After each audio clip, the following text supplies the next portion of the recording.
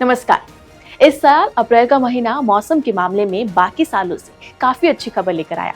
कहा जा रहा है कि इस बार वेस्टर्न डिस्टर्बेंस की वजह से भारत के ज्यादातर राज्यों का मौसम काफी सुहाना हो गया है। मौसम विभाग ने भी बताया कि इस बार जून से सितंबर तक मॉनसून काफी बेहतर रहने के आसार हैं। मौसम विभाग 104 से 110% के बीच बारिश को सामान्य से बेहतर मानता है और ये फसलों के लिए काफी अच्छी होती है।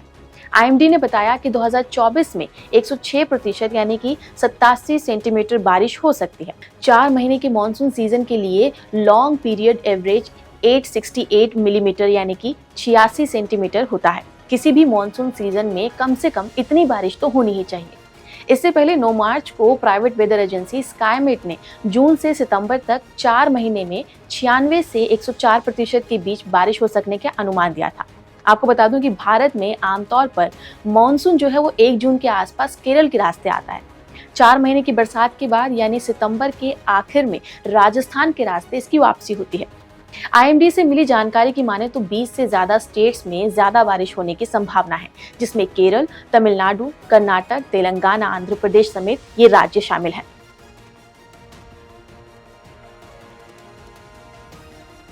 वहीं 4 राज्यों यानी छत्तीसगढ़, हिमाचल, जम्मू कश्मीर और लद्दाख में सामान्य बारिश का अनुमान है।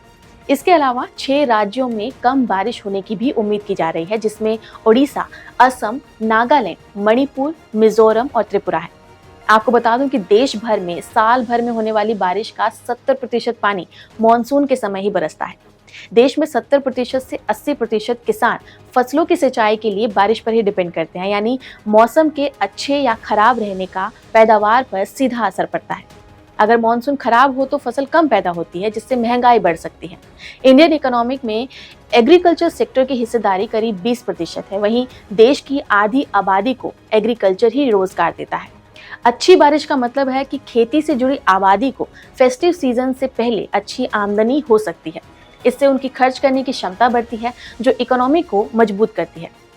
अच्छी बारिश से उम्मीद है कि महंगाई 0.5% तक घटेगी, यानी ये आरबीआई ने 5.3% के अनुमान से कम यानी 4.8% या आसपास रहने का एक पॉसिबिलिटी बताई है। इसलिए इकोनॉमी के लिए अच्छी बारिश बहुत जरूरी है। इतना ही नहीं बल्कि ज्यादा बारिश से नदियों का जो वाटर लेवल है वो बढ़ता है, जिससे बिजली संकट भी कम होता है। इसके अलावा अच्छे मॉनसून से काफी हद तक पानी की समस्या का भी समाधान होता है। और ये बात तो आप सब भी जानते हैं कि मानसून की बारिश जहां खेती, तालाबों, नदियों को बहुत ही अच्छे से लबालब कर देती है, जिससे वहां की जो भीषण गर्मी से तप रहे जो भी राज्य हैं उनमें गर्मी से राहत मिलती है।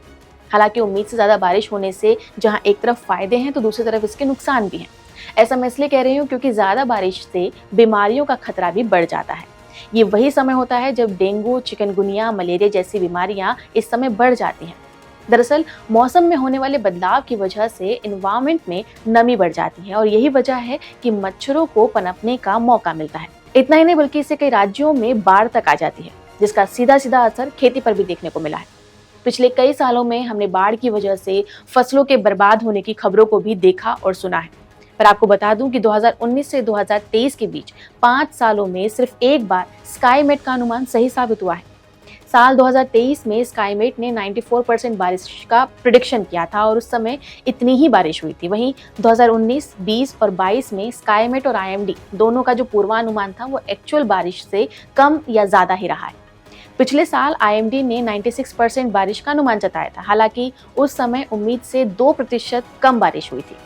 2023 में मानसून की विदाई 25 सितंबर से ही शुरू हो गई थी और 30 सितंबर तक पूरे पंजाब, हरियाणा, दिल्ली के साथ साथ जम्मू कश्मीर, हिमाचल, उत्तराखंड, उत्तर प्रदेश, मध्य प्रदेश और राजस्थान से मानसून विदा हो गया था।